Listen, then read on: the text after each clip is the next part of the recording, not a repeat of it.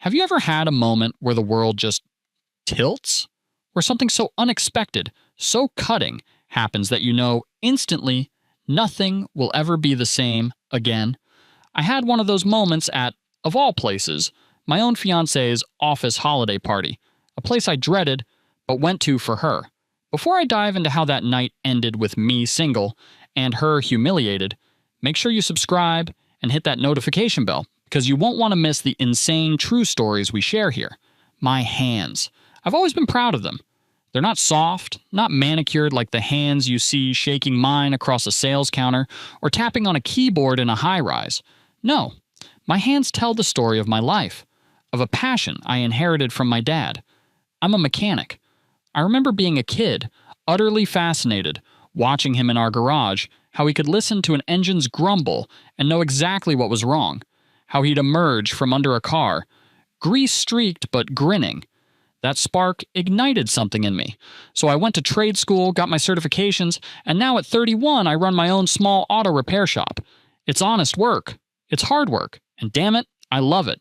It pays the bills, sure. But more than that, it's a craft. A skill I've honed. I fix things. I make them right. There's a deep satisfaction in that. A sense of accomplishment that corporate spreadsheets, I imagine, just can't replicate.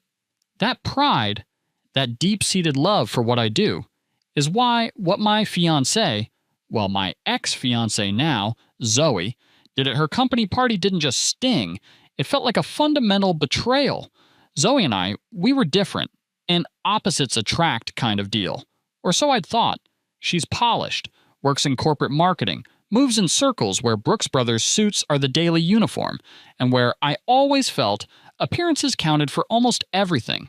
I, on the other hand, am more comfortable in work boots than dress shoes. Yet despite these surface differences, I believed we had something real, something special. She used to tell me she admired my work ethic, that my passion for what I did was inspiring. "It's so amazing you built this yourself, from the ground up," she'd say, and I'd beam, feeling seen, feeling valued. Looking back, I wonder how much of that was genuine, and how much was just what she thought I wanted to hear, or perhaps what she wanted to believe about herself. The whole disaster began to unfold a few weeks ago at Zoe's company holiday party. She'd been talking about it for weeks, super excited. "It'll be a chance for you to finally meet everyone, to see my world," she'd said, her eyes sparkling. My world. Her world. Even then, the phrasing felt a bit separate. I'll admit, I was nervous. These corporate events, they're not my natural habitat. I pictured myself, a guy who smells faintly of oil and honest labor, trying to make small talk with people who probably wouldn't know a socket wrench from a wine key. But I loved Zoe. I wanted to support her, to be the good fiancé. So I pressed my one good suit, shined my shoes, and plastered on a smile. When we arrived, the venue was exactly as I'd pictured. Sleek, modern, high-end. Everything gleamed under strategically placed lighting. Men in tailored suits and women in cocktail dresses mingled, champagne flutes in hand, their laughter a little too loud, a little too practiced. Zoe, of course, slipped into this world like a fish returning to water. She was radiant, animated, laughing easily, patting shoulders, air-kissing cheeks. She belonged. I, on the other hand, felt like I had outsider stamped on my forehead. I tried to tell myself it didn't matter. I wasn't there to impress these people. I was there for Zoe. I reminded myself of her supposed admiration for my realness. Surely that would shine through. For about an hour, I managed. I smiled, I nodded, I shook hands, I sipped my club soda, and tried to look like I was having a moderately good time. Then, things started to curdle. Zoe was introducing me to a group of her colleagues. One of them, a guy who looked like he'd been hatched in a boardroom, all crisp shirt and confident smirk, asked the inevitable question. "So what do you do?" I smiled, keeping it simple, proud. "I own and run a small auto repair shop." Before the guy could even register a response, Zoe, my fiancée, jumped in. She let out this trill of laughter, like I just told the cutest, most inconsequential little anecdote. "Isn't that cute?" she chirped, nudging my arm playfully, but her eyes were on them, seeking their amusement. "He's like a modern-day grease monkey." The group chuckled. Polite, condescending chuckles. My smile froze. "Grease monkey?" I repeated, my voice barely a whisper, turning to look at her. Surely she hadn't meant that the way it sounded. Surely this was some awful, misguided attempt at I don't even know what. She just waved her hand dismissively, still smiling brightly at her colleagues. "Oh, come on," she said, nudging me again, a little harder this time. "It's just a joke. Don't be so serious." A joke. My blood ran cold. My profession, my passion, the legacy from my father, reduced to a cute joke. The group quickly moved on to some other topic, their interest in the grease monkey already exhausted. But I couldn't shake it. It wasn't just the archaic, derogatory term itself. It was her tone. Light, airy, dismissive. It was the way she'd said it, as if my entire life's work, my business, was some quaint, slightly embarrassing little hobby I tinkered with, rather than a legitimate, skilled, and yes, lucrative career that I had built with my own two hands. I tried to brush it off, telling myself I was overthinking it, that I was being too sensitive. She was nervous, trying to make me fit in, maybe? But deep down, a cold knot of dread began to tighten in my stomach. It wasn't just a sting, it was a small, sharp piece of ice lodging itself near my heart. This felt different. I spent the next hour or so in a daze, a spectator to my own discomfort. I tried to engage, to be present, but that comment, "grease monkey," echoed in my ears. I watched Zoe, looking for any sign that she realized she'd wounded me, any flicker of apology in her eyes when they met mine. There was nothing, just bright, oblivious charm as she navigated her corporate landscape. The chasm between her world and mine suddenly felt miles wider, and far more treacherous than I'd ever imagined. Then came the moment that shattered everything. The final, irrevocable blow. Later in the evening, after dessert had been cleared and more champagne had been poured, Zoe stood up, glass in hand, to give a little impromptu speech. She started by thanking her team, her boss, all the usual corporate niceties. She was eloquent, poised. I felt a flicker of pride, despite the unease still churning inside me. And then she turned her attention to me. A wide, almost theatrical smile spread across her face. "And a special thanks," she announced, her voice ringing out across the now quiet room, "to my wonderful fiancé." She gestured towards me. He's not exactly a corporate guy, as you can all see. A smattering of polite, knowing laughter. My skin started to prickle.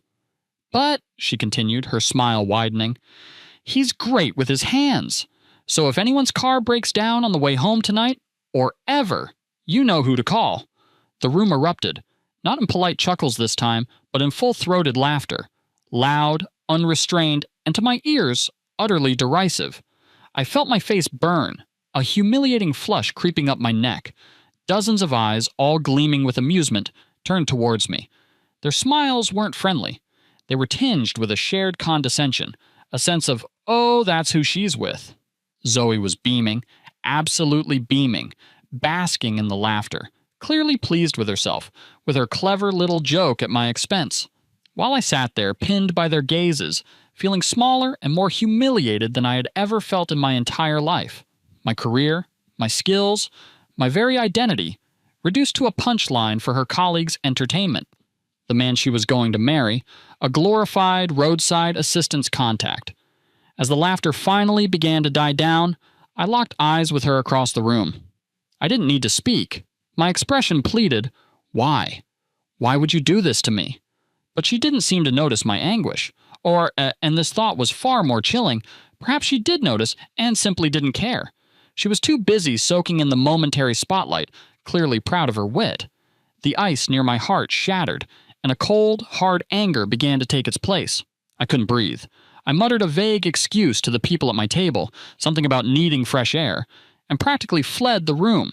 The cool night air hit my face like a splash of cold water, a welcome shock, but my mind was a raging inferno.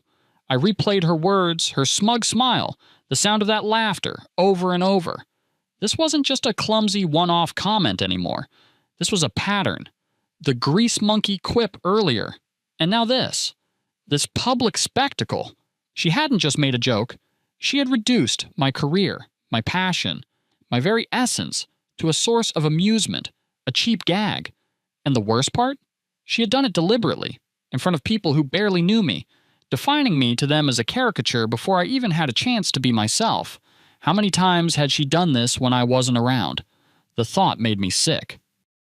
A few minutes later, the door opened and Zoe stepped outside, still holding her wine glass, a little frown marring her otherwise perfectly composed expression. "There you are," she said, her tone light, almost breezy, as if she were searching for a mildly misbehaving puppy. "Why'd you run off like that? People will think something's wrong."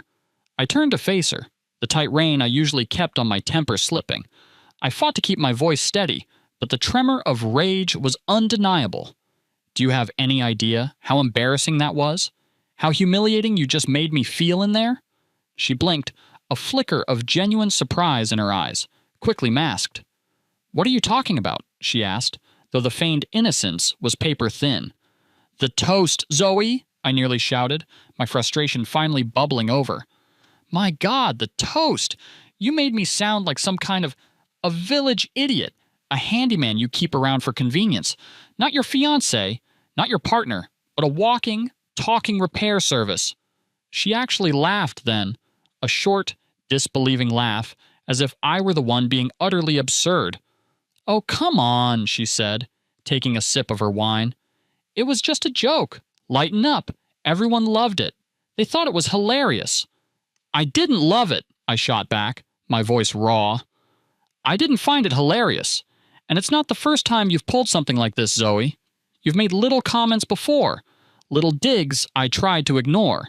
But tonight you didn't just cross a line, you bulldozed right over it in front of your entire company." Her smile vanished, replaced by a defensive, almost hostile glare. "You are so overreacting," she said, her voice hardening. "I was just trying to lighten the mood, make people laugh. You're always so serious about your job." "By belittling me? By belittling my job?" I countered, the injustice of it all making my head spin. "You stand there and tell me you respect what I do, that you admire my passion, but your actions, your words tonight, they screamed the exact opposite. Do you even realize how condescending you sounded? How much you diminished me in front of all those people?" She crossed her arms, her stance defiant. "You know what? You're just being dramatic, and frankly, a little insecure. If you can't handle a little bit of harmless teasing, then maybe you're the one with the problem, not me." And that was it. That was the moment. The mask didn't just slip, it shattered on the cold pavement between us. Harmless teasing? The condescension in her voice was palpable. This wasn't a misunderstanding. This wasn't an ill-judged joke. This was a fundamental, unbridgeable difference in how she saw me, and perhaps how she had always seen me versus how I saw myself and what I deserved. I'd always championed her, celebrated her corporate ladder climbing, her presentations, her bonuses. I listened, I supported, I showed up. But she couldn't, or more chillingly, wouldn't, do the same for me. My work, my passion, was just a cute story, a punchline for her. My heart, which had been aching, now felt cold and resolute. I took a deep, shuddering breath, the cool night air doing little to calm the storm inside me. But amidst the storm, there was a sudden, sharp clarity. I knew what I had to do, what I deserved. "Zoe," I said, my voice surprisingly steady, all the anger momentarily replaced by a quiet certainty. "I can't do this anymore." Her eyes widened, the defensiveness momentarily replaced by genuine shock. "Can't do what? What are you talking about?" "This," I said, gesturing vaguely between us, encompassing the party, her words, the years of subtle condescension I now saw with painful clarity. "This relationship, us, it's over." She let out a sharp, nervous laugh. "You can't be serious. You're breaking up with me? Here? Now? Over a joke? You're really going to throw everything away? Our plans, our future, us, because of one little comment I made at a party?" "It's not just one comment, Zoe, and you know it," I replied, my voice hardening again, the pain resurfacing. It's the pattern. It's the 1,000 little paper cuts before this. It's about how you see me. How you've always seen me, I'm realizing. You don't respect what I do. You don't respect me. And I cannot, I will not, spend my life with someone who looks down on me, who thinks my life's work is something to be mocked for cheap laughs. Her expression shifted then, from disbelief to a raw, ugly anger. The mask was well and truly gone now. You're being ridiculous, she snapped, her voice rising. Absolutely ridiculous. You think you're so DN special because you fix cars? Newsflash, buddy, it's not that impressive. Get over yourself. Her words, intended to cut, to wound, actually did the opposite. They solidified my decision, cemented it in stone. If that was how she truly felt, then I was making the best decision of my life. Slowly, deliberately, I reached into my pocket and pulled out the engagement ring, the ring I'd saved for, chosen with such care, presented with such hope. I held it out and placed it squarely in her open palm. Her skin was cold. Good luck, Zoe, I said, my voice devoid of the malice I heard in hers, just tired and final. Good luck finding someone you actually respect. And then I turned my back on her, on our shattered future, and walked back into the party. As I pushed through the doors, back into the warmth and the lingering echoes of laughter that now felt so sinister, a strange thing happened. The crushing weight on my chest, the one I'd been carrying for God knows how long without fully realizing it, began to lift. I knew breaking up with her like this, here, would cause a scene. Part of me, the part that still foolishly cared about appearances, cringed. But a much larger, stronger part of me simply didn't care anymore. I deserved better than to be treated like a joke, like a performing monkey, especially by the woman who had promised to love and honor me. When I returned to our table, the remnants of dessert and half-empty champagne flutes mocking our recent celebration, I calmly picked up my coat. I could feel eyes on me. Zoe came rushing in right behind me, her face flushed, her eyes darting around, clearly flustered and panicked now. Wait, she hissed, grabbing my arm, her voice a low, urgent whisper. What are you doing? You're really going to make a spectacle out of this, right here?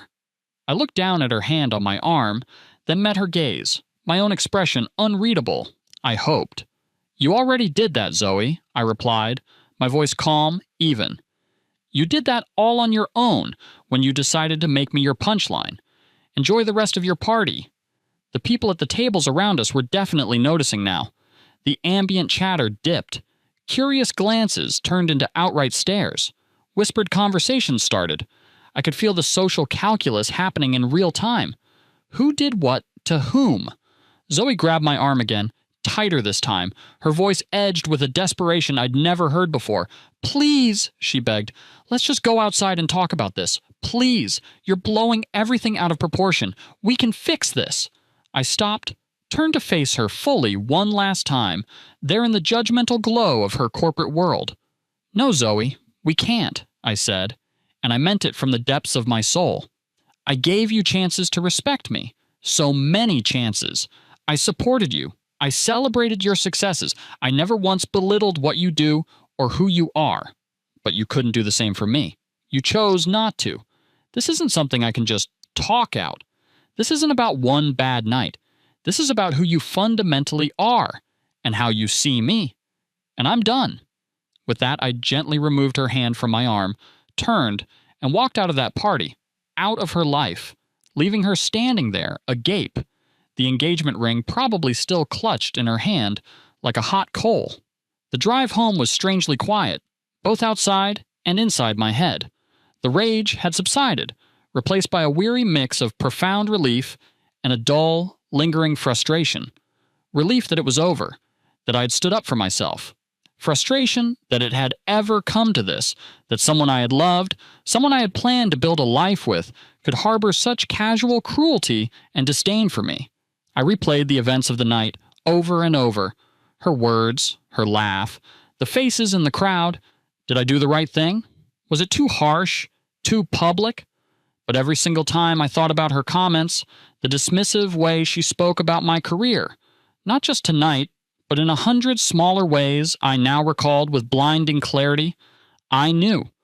I had absolutely done what was best for me, what was necessary. My self-respect demanded it. Over the next few days, and as the fallout began, as I knew it would, our mutual friends, von Stepan, started calling, texting, their messages a mix of concern and thinly veiled curiosity. What on earth happened? Are you guys okay? Apparently, Zoe had wasted no time in launching her offensive, spinning her version of events before I'd even had a chance to process everything fully. He's just so insecure, she'd apparently written in a group chat that one well-meaning, or perhaps drama-loving, friend forwarded to me. I was just joking around, trying to include him, and he completely lost it. Freaked out. Who ends an engagement at a party over a silly toast? He's clearly unstable. For a while, I chose not to engage. The people who truly knew me, I hoped, would see through her narrative. I wasn't about to stoop to her level, engaging in a public slinging match, but then the screenshots started arriving of her more public venting on social media. Vague, passive-aggressive posts at first, then more direct ones. She painted me as controlling, overly sensitive, prone to fits of anger. She was saddened by my behavior, but ultimately claimed she had dodged a bullet. Dodged a bullet? The irony was almost laughable. That's when I decided I couldn't let her narrative be the only one. It wasn't about revenge. It was about truth. It was about reclaiming my dignity from the mud she was so eagerly slinging. So, I began to reach out. Calmly. Methodically. I contacted people who had actually been at the party. Our mutual friends, a few of her colleagues I'd exchanged pleasantries with both before her toast, even a couple of acquaintances who I knew had witnessed the whole ugly scene. I didn't shout or accuse. I simply and factually explained my side of the story.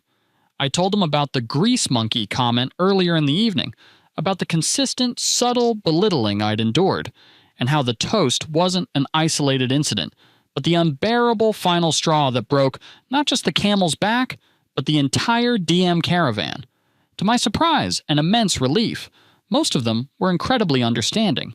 Some even apologized for their part in laughing at the toast, admitting it had made them uncomfortable even at the time, but they'd followed Zoe's lead. One of her own co-workers, a woman I'd briefly spoken to, even sent me a private message. It read, "I'm so sorry about what happened. Honestly, I never liked how she talked about you, even in the office. She always made it sound like she was settling, like she was doing you a favor by being with you. You deserve better." Her words stung, that confirmation of Zoe's private disdain, but they also validated my decision in a way I hadn't expected. Zoe had never truly valued me or my work. Her colleagues saw it. It wasn't just in my head, and I certainly wasn't going to let her continue to define me, or our breakup, with her self-serving lies. My decision to end things so publicly definitely sent ripples through our social circles.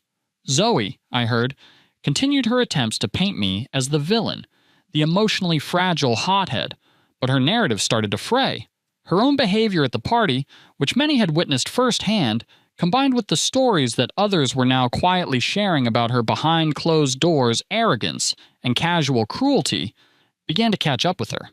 One particularly satisfying moment of vindication came when a mutual friend, someone who had initially been on the fence, leaning towards Zoe's "he overreacted" story, messaged me a few weeks later.